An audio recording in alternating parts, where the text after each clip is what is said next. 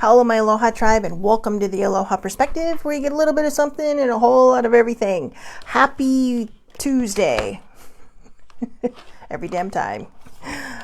So today I'm just freewheeling it today. Where's my mark? Where's my mark? So how is everyone today? I hope you're all doing well. I got this. It was funny because I have a note here that I was supposed to do this before the cognitive distortions, but that's okay because I think it works this way as well. So yeah, I got this from Instagram from a site or an account called FamiMind, FamiMind. And yeah, let's just roll with this. So no real subject today, just kind of freewheeling it. So oh my God, that is so funny. Sammy and I literally said freewheeling at the same time. That is hilarious. Yeah, so, all the good things. Good morning, Muddy. So, things I thought were my personality, but were actually trauma. I know we're going to be safe, so I shut them down. Being funny, because if I could make you laugh, maybe you wouldn't hurt me. Wait, did we already do these? I feel like we already did these. I don't know. They feel so, because mistakes were punished, not understood. So I did see that it was timing out a bit there. So again, I'm going to go back through these, but again, every single one is in quotes. If I did do this before, I apologize, but I'm not worried about it because I think this is really good to follow up on. Yeah, it's my signal too, Sammy. So, I don't know what's going on. Maybe, I don't know, maybe maybe AT&T runs on solar power or something because it's cloudy outside. But anyways, being low maintenance because I learned to not have needs. So remember, these are things I thought were my personality, but were actually trauma. So, you don't have to go through what I guess some people would consider severe trauma, like CPTSD or something. Trauma is trauma. Okay, trauma is trauma. I mean, a car accident is trauma. Grief is trauma. Grief of any kind, losing a relationship, losing a person you care about who may have passed, losing a job. Grief comes in all shapes and sizes, and it doesn't discriminate. So, grief is grief. And it, like I said, it can cause traumas. I mean, losing someone you care about, like losing a parent or losing a sibling or losing a spouse or losing a best friend, these are things that can really upend you and traumatize you. But, a lot of people around you aren't going to understand that, right? So you start to minimize yourself regardless of what the trauma is. So the way I always try to put this is, no matter what your trauma was, big or otherwise, I mean, to me, every person's trauma is big to them because it's their trauma. This is something they have to deal with, something they have to move through, and it's not always easy for them to do so. So that being said, just remember, whatever the trauma is, it's when you get to this healing starting line, everybody is on their own journey, but everyone's at that start line together. So how you choose to take this information and how you choose to apply it or not apply it to anything that it may pertain to is up to you. You have the choice. Only you can immediately in my head, only you can prevent forest fires. Sorry, that's what happens when you live in a state that's always on fire. But no, only you can choose to go on this healing journey. Only you can choose to get better. Only you can choose to step over that starting line and to take that path forward. So when we talk about being low maintenance because I learned to not have needs, a lot of times we minimize ourselves. We minimize ourselves because, one, we don't want to talk about it. Two, we may not know how to talk about it. Or three, people are just tired of hearing it, right? The thing about healing is that healing comes in, see, Sammy said it too, went to forest fires. But yeah, the thing about healing is it comes in waves, okay? A lot of people will sit there and say, well, I can't believe you're not over that yet. And it's like, well, everybody heals in their own time. Just because one person can heal and just let it go doesn't mean the next person can. When it's deeply rooted into you and it is something that maybe you have suppressed for years and years and years, it may poke its head out and let off some steam from time to time. But the majority of the time, it is going to just kind of sit there and give you just enough to not upend you. I mean, it might upend you, let's be honest. But I noticed with my healing that there were some things that I kept healing over and over. And it's just like, even I asked myself, it's like, why am I not past this yet? Why am I not through this? You will get to a point where you decide whether or not you're willing to jump into the abyss of the unknown. Okay. For me, I was so familiar with my trauma and it had been so a part of me for such a long time in my life that, that it became so familiar that it was hard for me to let go. So you have to choose at some point when to let go, but you're going to know when that is. You're going to know when you've hit the end of that healing and it's like, wait, I'm healing the same stuff over and over again. Maybe I'm done. And depending on who you are, healing can go in a lot of different directions. It really can. It can, I don't know. It's hard to explain and hard to articulate because on my healing journey, I covered the same thing over and over again. And like I said, when I finally got to the point where I realized I was healing the same thing over and over again, I realized I was hanging on to it, like kind of like a life preserver, right? I was so afraid that if I let this go, I was just going to sink and drown. But that wasn't true. That was fear talking. What I needed to do was learn how to swim in this sea of, my life. And so I had to learn. But when it comes to being low maintenance, because you learn early to not have needs, sometimes that can be ingrained. Say you're the oldest kid in the family, right? You're just automatically expected to be the example, right, for your siblings. I mean, if I'm wrong, because I'm an only child, correct me. But, Sammy's the oldest in her family. So, maybe explain that a little. Now, the weird thing is my mom was the baby in her family, and yet she seemed like the one who was really kind of on top of things. And I don't know if she was or not. But I have seen families where the older sibling seems to be expected to just, guide the younger sibling. And then their needs are forgotten because everyone's worried about the one right behind them or the ones right behind them. So Sammy says, I'm not wrong. So it's kind of an unfair thing, right? And sometimes the younger ones are a little more mature and, like I really think my mom was, but my mom was my mom. So if you knew her, it would make total sense to you. But yeah, even with my dad, sometimes he feels responsible for some of the younger siblings. And it's just like, you were not their parent. It wasn't your responsibility to raise a child you did not give birth to or adopt. But, he still kind of took on that thing as long as he could to try to do what he could to help his siblings. Because I honestly feel it was because he was the oldest. Like he felt some kind of ingrained responsibility to make sure that they thrived. And I think that's great. And I think that's great when all older siblings do that for their younger siblings. But we can't forget the older siblings' needs. So see, again, this is, things that you thought were your personality, but were actually trauma, or not necessarily even trauma-based, just life-based, right? This is life. You may not have trauma, but you may be the older sibling and going, hey, remember me? I'm your firstborn. I'm the one that you kicked out first, that kind of like your test baby, what not to do with the next ones. So, don't forget your older babies. Okay. Don't forget the older babies. So, being chill because showing emotions wasn't safe. So I shut them down. Yeah. I have mentioned before that I am a Gen Xer. I am a straight out Gen Xer, but Gen Xers and I would say the younger boomers that are kind of like, the other end of the boomer spectrum. Baby boomers actually lasted quite a long time. I believe it was 1946 to 1964. So that was a good, 18 years.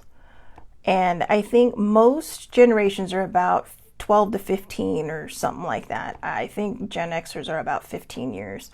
But I mean, baby boomers were a long time. And some of the other end, I would say the other end, like the last 8 years, like probably between like 56, maybe even, well, I don't know, because sometimes older sibling acts like a baby boomer. And I have a friend who's not that much younger than her, and she is a total Gen Xer in my eyes. And if you're watching this, you know who you are. So, I mean, I don't want to give away anyone's ages here, so I'm just kind of like, you know. But yeah, that being said, people are always like, what's the big deal about all these generations and la la la. One of the reasons Gen Xers seem a little jaded, and one of the reasons why we seem to just kind of be, I don't even want to say blasé. A lot of people think we're blasé about things, but most Gen Xers are able to just kind of like, whatever. That it's kind of that attitude, like whatever. Because we've had to. We're part of this generation where both parents started working. Not all of us. And some of us were the latchkey kids, right? Or, we grew up in that weird thing between like the boomers and the millennials. And it was almost like we were like the test tube babies for the next generation. But we grew up around growing technology, right? I mean, the first personal computers were really invented in the 70s. And, like the portable radios, and I'm sure that was part of the 60s as well. But I mean, kids that grew up in the mid to late 60s to the 70s, they had these things. I grew up in the era of boom boxes, and but the one thing we weren't really taught to do was to show our emotions. We always felt like there was this ingrained need to be strong. And I think that's a generational like cycle, because our parents had to deal with being strong, their parents had to deal with being strong. I mean, my dad's parents and my mom's parents both went through World War II. My grandfather was born at the end of World War I. So, I think there's certain mindsets that we're taught, and we have to learn how to break these things down. And so, I mean, I don't necessarily think that there's generational differences, because like I said, I know someone who's a boomer who is totally a Gen Xer to me, whereas the person born the year before them is really kind of like a boomer. And I don't mean that in a bad way. I love baby boomers. Without them, I would not be here. Actually, my father, believe it or not, is considered part of the silent generation. But for a long time, 1945 did not have a generation. Yeah, my mom's a straight up boomer though.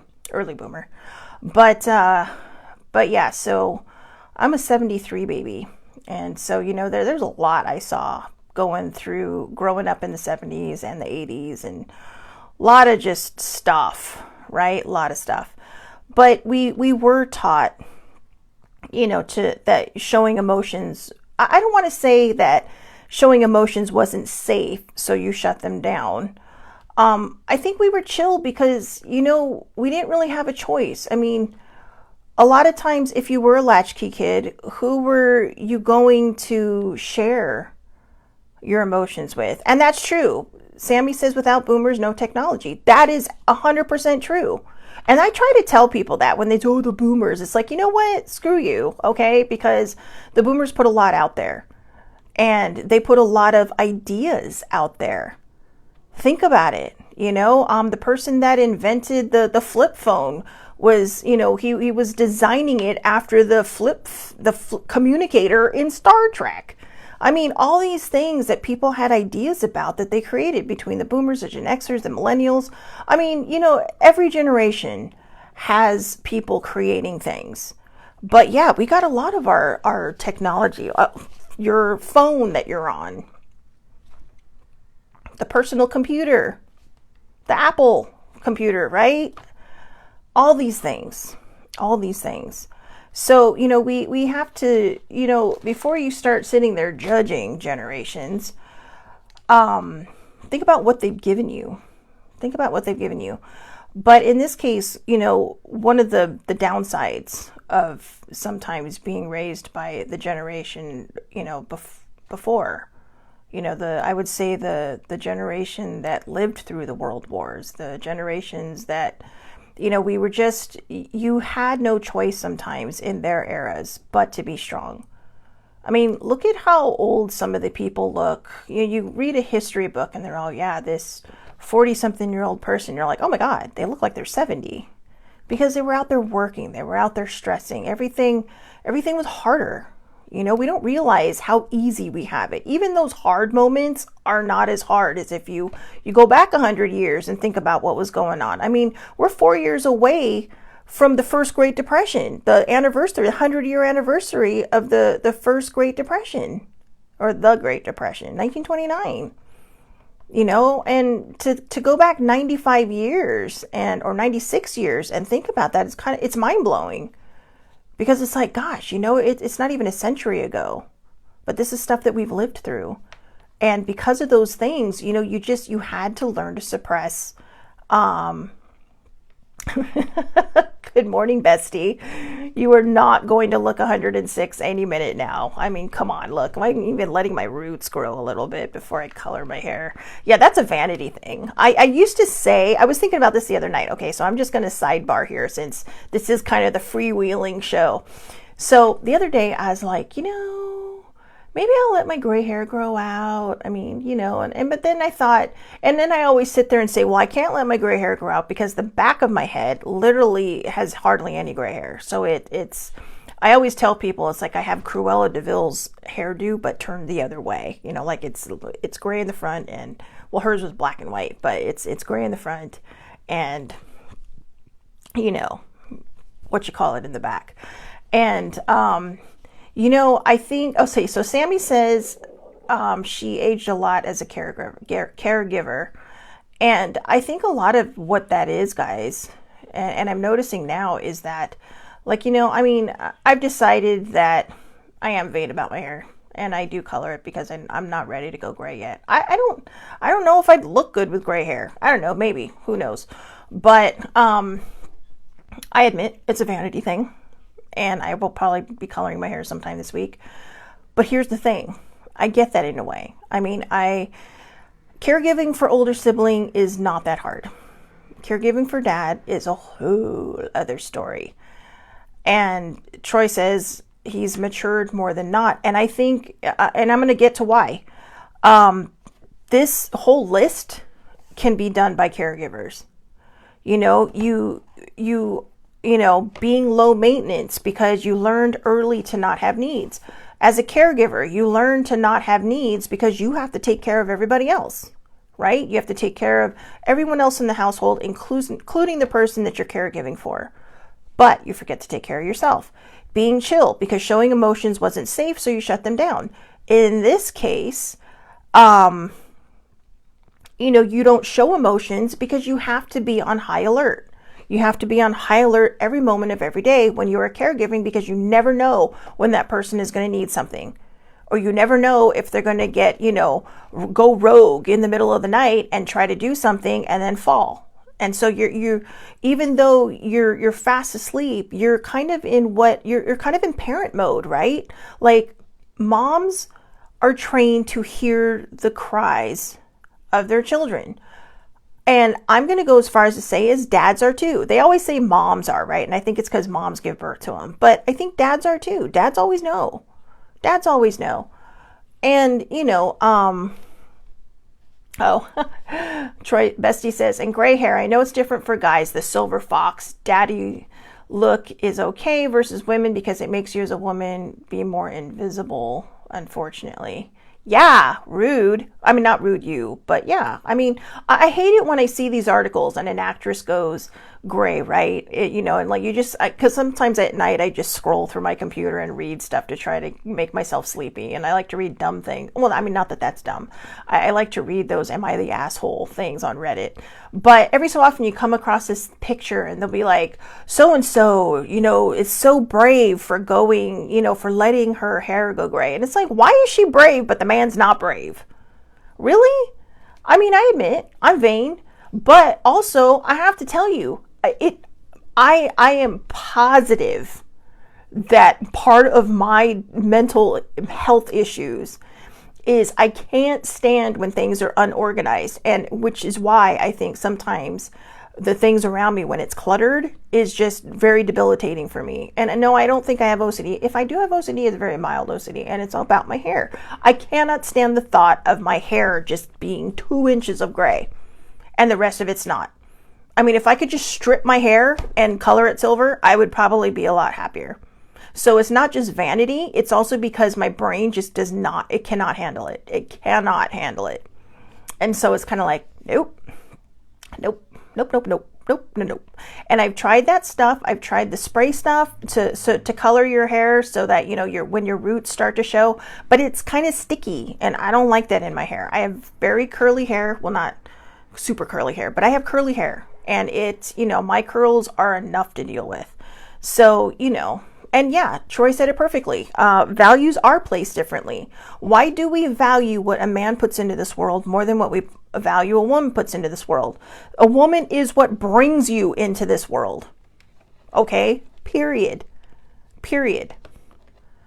And, you know, our values are placed differently. Yeah, that's true. When our hair changes color, it also changes in texture and it's harder to style as well. That is very true. I always notice that because, I mean, for basically my entire life, my father's had gray hair. And, you know, and you could feel it from time to time. And, or you could just tell, I should say. I mean, my dad also used to hairspray the hell out of his hair, but yeah, you can tell. But they do, but you know, here's the nice thing, right? In this day and age, people are coming up with formulas to help with gray hair, to soften it. So, you know, there's that too, right? But yeah, I'm just vain about my hair, and I'm okay with that. But anyways, so again, you know what? We started this out as a trauma thing, but since, you know, I have a caregiver and a current caregiver on here, and me kind of caregiving on two ends, but again, my dad is not that difficult. Older sibling is definitely a lot more low maintenance, but it's still, you're in high alert all the time. So you don't really remember self-care, guys, self-care. I know it doesn't always feel like you have time for it, but when you do have that time to yourself, just forget about everything else. Forget about everything else. All right. So, that's true. Bestie says less of why, but more of when are we changing those perceptions of value and ageism? I think it's up to us. You know, I think it's up to us. I like when I'll read these articles when the actors, I don't know why people are calling me brave for going gray. You know, my husband's gray. Nobody says anything about that, right? You read these articles. And actually who I'm referring to is, I remember when Sarah Jessica Parker went gray. That was such a big thing, right? And you know, there was kind of alluded to the fact that, you know, her husband is gray. So, you know, and yeah, Troy, bestie Troy. Says it best. Prioritize and recognize the moments to self-care. You really have to. So let's keep going. So, you know, being chilled because showing emotions wasn't safe, so you shut them down. Whether it was from your youth and trauma or you're a caregiver, a lot of times you just feel like you are not important enough. And that's what basically all these are, right? It's a reminder that you are important, but you keep treating yourself like you're not. So being funny, because if I could make you laugh, maybe you wouldn't hurt me. All right, so that goes more back into trauma and a little bit away from caregiving. But yeah, that is definitely CPTSD trauma. Or, yeah, because if I could make you laugh, maybe you wouldn't hurt me. So I think that speaks for itself, right? You just always want, you spent so much energy trying to keep people in a good place because it was better and safer than when they were in a bad place. Being the strong one because falling apart wasn't an option, so you never let yourself. Bestie says, "You are enough" is his favorite quote. My other favorite quote to add on to that is, and I actually have this written on my both bathroom mirrors, my one here and my one at home. I am enough. I am enough. And I remind myself of that every morning. I put it just below eye level because when I look up after brushing my teeth, poof, it's right in my face. So yeah, and that's one of my favorites. I am enough. You are enough. Everybody's enough. Everybody, every single soul on this planet. Everybody matters. Everybody matters, no matter how you identify, gender-wise, or, if you identify as an alien, okay, whatever. You matter. You matter. And yes, I mean space aliens. It was so funny. I think a reason I thought of that is every so often when we're watching the baseball game, we get a different combo of announcers, and they like to call one of our best players an alien. They're all, yeah, another one of those alien things he does. So, but even then, why are aliens so much better than we are, right? Why do we put them on a whole nother level than we are? Yeah. So anyways, yeah, you are allowed to fall apart. Bessie says, sometimes I've had enough. Yeah, you are enough. There are so many ways to say that. You are enough. But being independent, because I learned not to rely on anyone ever. This kind of goes back to the only child, or the oldest child syndrome, right? And Sammy and I were talking about that earlier in the show, where you really couldn't rely on anyone because everybody was so focused on everyone behind you that they kind of, expected you to be like parent number 3. Do not treat your oldest child like they are parent number 3. They are still a kid. They still need you. They still need your guidance, and they should not have to be continually responsible for their younger siblings. Being forced to be continually responsible. When you have older kids and they want to go out, don't force them to stay home and take care of the other kids. Hire a damn babysitter, okay? You did not give birth to the first one just for them to be your babysitter. Make a deal with them. Just say, hey, look, you know what? We want to go out once, maybe twice a month. And if you have plans, let us know. But, but tell them ahead of time. Ask them, look, can you watch your siblings this weekend? Because we want to go do some. We need date night. All right. But don't sit there and spring it on them at the last minute. What if they wanted to do something? What if their friends are saying, hey, let's go see the new blah, blah movie that came out this weekend? All right. So, and it kind of goes with caregivers too. Yeah. Oh, yeah. Oh, anyway, yeah. Bestie says lead by example. Oh, you mean the whole lead by example? Yeah. And he says he just wasn't a good one. You were a very good sibling, oldest sibling, and just the relationship with your second oldest sibling says everything. That girl will protect you, she will grow wings and fly here just to protect you. So, and I love that. And that's one of the things I miss about I can't say I miss. That's one of the things that makes me sad about not having siblings, because in my family, out of all of my first cousins on both sides, I am the only child. This is why I adopt my siblings, because I have to. Otherwise I'm just alone in the world. But when you get older, like I see my dad and his brother, and they have a very good relationship. I'm not sure how it always was, but I see them, since for as long as I've been able to see them. I've seen their relationship, and it's nice to see, and I'm glad that he has that. I'm glad that he has that with his siblings. Not all of his siblings, but the majority of his siblings he has a pretty good relationship with. But my uncle actually doesn't live far from here. It's the only family my dad has in this county. So, yeah, but again, being independent, because I learned not to rely on anyone ever. That I kind of feel that one, because as an only child, I had my parents to rely on, so I guess maybe not so much me, but for the most part, yeah, I've always felt like I had to do things myself because I was an only child, because, like I in high school, I did walk home from school every day. I did get dropped off. I did not have it as bad as I thought I did. When I start talking about my past, I'm like, yeah, you know what? You are dumb. You did not have it that bad. But And I never thought I had it bad, but it's like, oh, I had to walk home in the freezing rain. Yeah, it's Southern California, no freezing rain here. And if it did rain, my parents would usually come pick me up. So, and if I had to walk home in the rain, I had an umbrella, and I love the rain anyway, so it didn't really matter. But that's another sidebar. I know we're all over the place today, aren't we?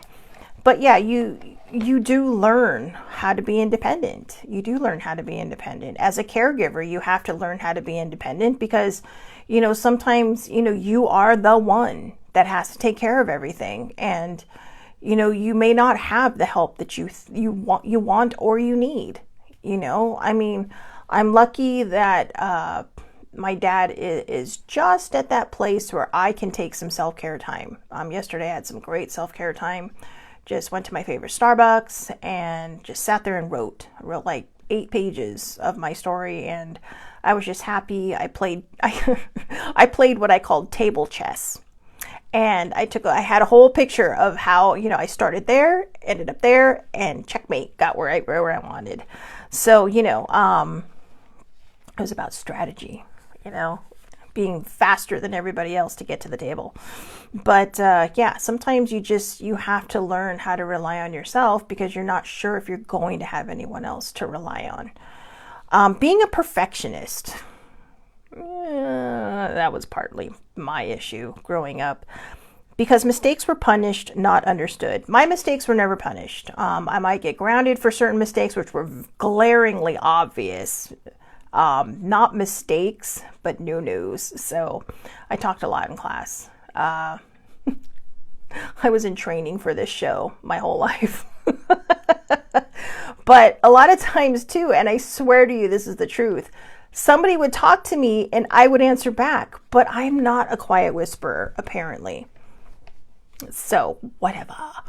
But yeah, but for a lot of people, especially when it is trauma-based, mistakes were punished, not understood. I'm going to use older sibling as an example for this.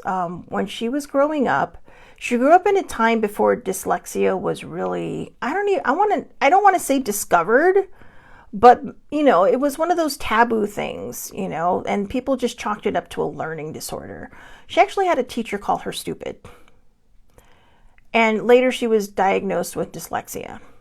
But, you could tell that was traumatic for her. She was bullied a lot because of that, and by teachers. I mean, come on, what kind of teacher does that? That's a bad teacher.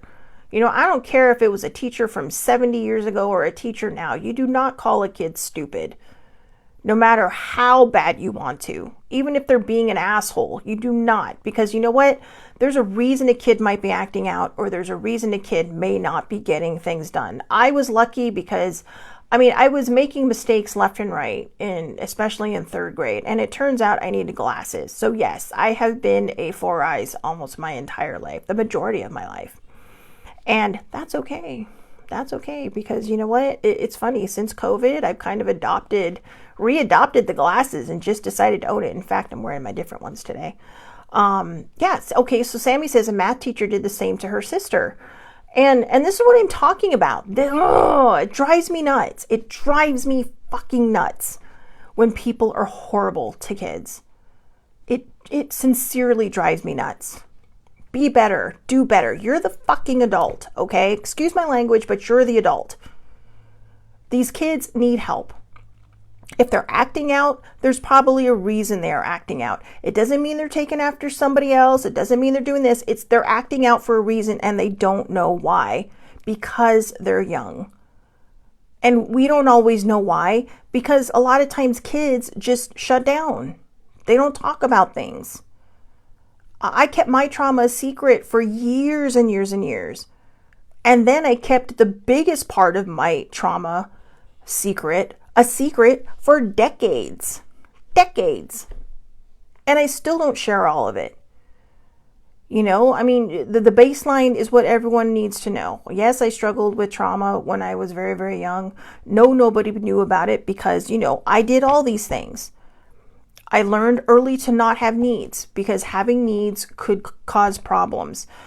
Being chill because I had to shut my emotions down. Because if I didn't, my secret would come out.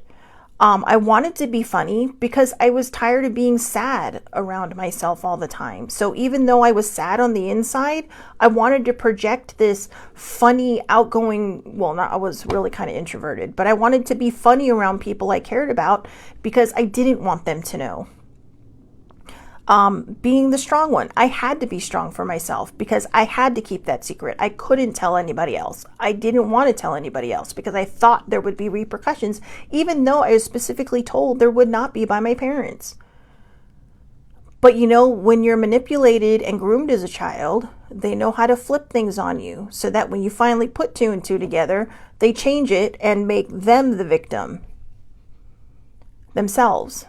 So you just it's confusing. It really is traumatic, and it's upending. It's upending in every direction, and it doesn't matter what you've been through. It doesn't matter, what caused you to get to this starting position. It doesn't matter what caused you to end up in a caregiving position. You have to remember to take care of yourself. You have to remember that your needs are important, that, you can show emotions, that you can talk to other people if necessary, that you can reach out to friends. I was a bad friend to Bestie for a very, very long time, and I am ashamed of that. Absolutely ashamed of that. But I'm doing my best to flip it, to be better, because this is somebody who's been there for me my entire life. I mean, since I was 14 years old. And I got so wrapped up in everything that I was going through that I forgot there are other people out there. And yeah, I was basically selfish. I had people to turn to, but I didn't think about the fact that one of the people I turned to needed me too. And so, très stupide. I was trying to think of something French to say. It was the only thing I could think of. You're allowed to be funny without trying to hide something. Okay? I mean, I'm fucking hilarious. All right, I am. And it is all in my own mind. It is absolutely all in my own mind. I laugh at my own jokes. I laugh at myself all the time. And it's not because I'm trying to hide anything anymore. I just literally think that I am funnier than I actually am. And that's okay. I'm a one person, one audience member comedian. So, see, I'm making myself laugh now. But being the strong one, you don't always have to be the strong one. Let other people shoulder the load. Okay, let other people help you. Gen Xers, I'm going to say this, and even baby boomers come from generations that they always had to be strong. It felt like anyways, right? There was always something that needed to be done, always some random chore that needed to be done. We had to be strong. Falling apart wasn't an option. And I think a lot of that for those of us, even as Gen Xers and baby boomers, falling apart wasn't an option because I don't think our parents knew how to handle it. They weren't taught how to deal with having to deal with emotions, because they were always taught to suppress it and to push it down. So, and being independent, because I learned not to rely on anyone ever. That goes with being strong. It's okay to ask for help. All right? It is okay to ask for help. My dad is not good at asking for help. It is very hard for him. And older sibling, very hard. And I can't say anything because I also struggle with asking for help. I'm not very good at it. I try to be better at it. But I'm still in this mode where I feel like I always have to take care of everything, where I always have to kind of be in control. And I don't want to be in control, but it just feels like I have to be. And as Troy put it, our parents also struggled, and therefore they couldn't really fall apart. They had to be there for their kids. Yeah. So it's this cycle that we need to break. It's this cycle we need to break. We need to let our kids know that it's okay to show your emotions. It's okay to be emotional. It's okay to cry. It's okay to be a boy and cry. All right. I hate that when people always say, an older siblings like this too. She'll start crying, and then I'll see her and I'm like, "Are you okay?" "I'm fine. I'm fine." And I'm like, "Why do you always do that? Why, it's okay to cry, right? It's like, you have tear ducts for a reason, not just to clean out the gunk in your eye. Or to keep your eyes moist so that they don't shrivel up and die. You have tear ducts for a reason. You have emotions for a reason. And she's all, well, no, she's all, I just can't, or I won't stop. And it's like, it's okay. But she'll sit there and tell me it's okay to cry. Do as I say, not as I do, right? That is exactly what that is. Do as I say, not as I do. But yeah, so we've always learned how to not do that. Let's see.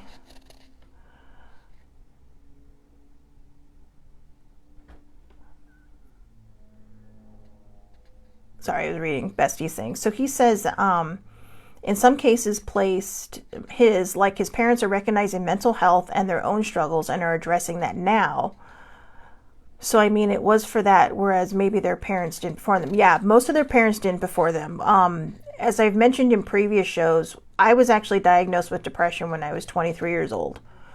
And as many of you know, I did try therapy once and didn't it just didn't, I was too stuck in this, had to be strong, had to be strong, had to be strong. And therapy made me vulnerable. And by that, I mean, it felt like it took my strength away instead of realizing that it was very strong of me to go there. But when I came out to my mom with depression, I know, like when I came out of the depression closet, my mom literally told me, we don't talk about that in public. And, I don't make weak babies. So, she says, I don't make ugly babies. Well, she also apparently did not make weak babies. And me having depression was considered weak to her. She did have a family member who took their own life. So, and they always say it was because of, a failed relationship. And I said, no, it was more than that. And I knew that before I was diagnosed. I said, no, people get to a certain point and there was more to it than that. That was just the straw that broke the camel's back. And we talked about it. We've talked about suicide. Oh no, everybody who commits suicide goes to hell. All that stuff, right? And so I had to suppress it because the last person I wanted to let down was my mom. And, and the first thing she says, well, don't tell your father about this. And I told my dad about this later. He's like, why didn't you tell me? That's funny. She made one kid way to be confident. Yeah, my mom actually miscarried before I was born. So, and my dad had decided that at 27, he was snipping it, or 28, I should say. I was actually born the year my father turned 28. So there were a lot of underlying factors as to why I am an only child. My parents did struggle to get pregnant after my mom's miscarriage, and I came along at deadline. So, but yeah, but that's how my mom was raised. My mom was raised to not show emotions, and there was a lot of things I learned about my mom later that I did not know, and what she said to me made sense from her perspective. And it's not something I'm at liberty to share, but it did make more sense as to why she reacted the way she reacted. And, but it upset me because that was a cycle that could have been broken at that point. It could have been just, we could have put the kibosh on it. I could have gotten the help I needed a lot sooner. And I probably shouldn't have listened, but because my parents were always kind of my stronghold and always kind of where I kind of hid behind them in a way. I'm not sure that I would have done a lot of the things I've done if my mom had still been alive. And I love my mom and I wish she were still here. But I also see how I changed after she passed. And it is difficult because I miss her, because I wish she could see this person I've become, this open, healed person. I mean, I fought tooth and nail to get here. I crawled through the muck, and all the BS, and, I still stand in my own way sometimes, but the hardest person I had to get through was me. And I identify with all of these things in my own way, in my own traumas. Now, these are just examples, guys. These are just, you don't necessarily have to say, I just wanted to be funny because if I made you laugh, you wouldn't hurt me. In my case, I just wanted to be funny because I wanted to hide what I was really feeling, and I threw myself under the bus a lot for that. But, and which isn't good either, but, being self-deprecating humorously can be funny to a degree until you start to believe it. And that's where it becomes a problem. And of course, being a perfectionist, my mistakes weren't punished. I mean, I might have gotten grounded, but my mistakes weren't punished. And I know what they mean by punished here. They mean like if you make a mistake, wham, you're going to get the belt or you're going to get something. And I'm not saying I never got the belt when I was called my grandmother and her rice paddle. Oh, thank you, Sammy. I think she can see the person you have. I truly believe that. I do. I believe there is another side. I believe that we have spirit guides and visitors and all that. I try not to go too much into that because I know a lot of people don't believe. But I think what it is I want to see her standing in front of me because I can feel how proud she is, but I want to see her face. And, you know, I want to see her face because I know I had a dream where my mom came to me and she told me that she was proud of me for breaking the cycle. And for, you know, I mean, I never had kids. I never had kids. And so I told older sibling this morning because it's Pride Month and I'm a very proud ally of the Pride community. But I told her, I said, well, I never had kids, so I've just decided I'm going to be all the poor kids out there who have been discarded by their own parents. I said, I will just be their mom. I'll be their mommy. And that's fine with me. I may not have given birth to them, but I got plenty of love to share. I'm a pretty decent auntie. I'm not a great auntie. I could be a lot better. But I just got to get out of my own way. But yeah, being a perfectionist, you know, a lot of times we're perfectionists because we feel the need to control everything.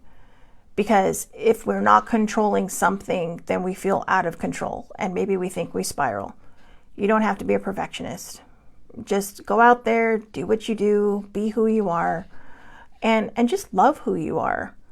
You know, don't worry about all these things that you were conditioned to learn. The biggest part about healing is unlearning everything that did not serve you, everything that did not support your healing. You know, that's what we have to do. We have to go out there and we have to show one another that it's okay to cry. It's okay to ask for help. It's okay to be funny, even if you're the only one laughing at your jokes without feeling like there's a need to be funny because you're afraid. It's okay to not have to be the strong one. It's okay to not have to be completely independent and to trust somebody. You know, I know people who are in relationships that struggle with trust. And they're slowly breaking those walls down. But to you know, you have to trust your partner, right? And being chilled because, you know, you weren't allowed to show your emotions. Show your emotions. It's okay. I know I just said that, but I'm kind of reading all over the page now. And you don't have to be low maintenance because your needs aren't important. Your needs are important. And if you need to do something and you need to make arrangements to be able to do that, then you do it. Okay? Because self-care isn't selfish. It is necessary. And I know tomorrow is Self-Care Wednesday, but still, yeah, you know, for Self-Care Wednesday, I think I'm going to toss it up a bit and make it a little bit more happy because this one was a bit of a deep dive, right? A deep dive into the psyche here. All of these things cover all different kinds of situations. The examples here are really kind of zeroed in on one particular situation. But feeling like you're low maintenance because you learn to not have needs. Well, I'm just going to read them without the definitions. Being low maintenance, being chill, being funny, being the strong one, being independent, being a perfectionist. Those are all different kind of random, you know, things that we struggle with. Whether you're a caregiver, whether you are the older sibling, whether you're struggling with a relationship, any kind of relationship in your life, a parental relationship, a spousal relationship, children relationship, maybe you're dating, or maybe the relationship with yourself you're struggling with. One of the hardest things I've had to learn on this journey, and that I still struggle with, is trusting myself. Because I feel like I've made so many mistakes. You know, Sammy, you're so cute. It's okay. I appreciate the fact that you come on every day, but, you know, having Bestie Day for June is very, very important. So while you're there, Throw one back for me, please. Um, but yeah, but hey, it's the perfect day to have Bestie Day in June because it's Self-Care Wednesday. So yeah, and like I said, I always put Self-Care Wednesday in the middle of the week because it's hump day, right? I mean, you've gotten the first 2 days of the week done. Now you got the second. But people like Bestie Troy, he only has like a half a day off every week. And even then he's on high alert because he never knows what's going to happen. So, I mean, there's going to be some major decompression time in the future for him. And it's going to probably feel very upending. And this is where a lot of these things are going to come in handy. It's okay to show emotions. It's okay to, and it's okay to not show emotions. His mother, he's the caregiver for his mother-in-law. I hope you don't mind me sharing this. But he's the caregiver for his mother-in-law. And he is the primary caregiver. He gave up his career to stay home and take care of her. He gets about 5 hours off every Wednesday and an occasional extra time, when his spouse is home, his partner is home. But for the most part, he is the primary caregiver. He takes care of her from head to toe, inside and out. He feeds her, he bathes her, he does her hair, he does everything for her, everything. And, and on occasion, he gets the break. But, having Alzheimer's or dementia, I'm not sure. I think it's one or the other. But either one, right? They're both mentally, mental breakdowns. It's they call it the long goodbye. And I think when people get to the end, and they lose someone, a lot of people are like, they're just surprised that this person's not showing emotion. It's like they've been saying goodbye from the beginning. So also try not to judge that. All right. But anyways, I've gone on long enough. So the last part of this says, that's not your personality, that's survival. Now it's time to discover who you really are beyond the coping. All right. I'm going to read that one last time. That's not your personality, that's survival. Now it's time to discover who you really are beyond the coping. So go out there and, just go live your life. Enjoy your life. If you have responsibilities, take care of your responsibilities, but please, please, please do not forget about you. Do not forget about your needs, okay? And be there for other people, learn from my mistakes. Be there for other people so you don't lose them either. Okay, so I hope everybody has a wonderful, wonderful day. I think Bestie had to go. Muddy, have a wonderful day tomorrow. Give the besties a hug and from me. And yeah, I hope everybody has a wonderful, wonderful day today. Think about all these things, okay? It's time to stop surviving and it's time to start thriving. So if you need to heal or you need to step over that starting line to start your healing, do it. Because no matter how easy or hard it might be, it is going to be worth it in the end. Okay, and who knows, on your journey, you may accidentally help somebody else, or you may choose to help other people. All right, so have a great day. I will see everybody tomorrow, well, almost everybody tomorrow, 8:30 a.m. Pacific time, Facebook Live. All lives are public. Anybody can watch. And yeah, you can find me across the board on all the socials. All right, so again, have a great day, everybody. Thank you so much for watching. And again, Muddy, thank you for coming on. Have a great day.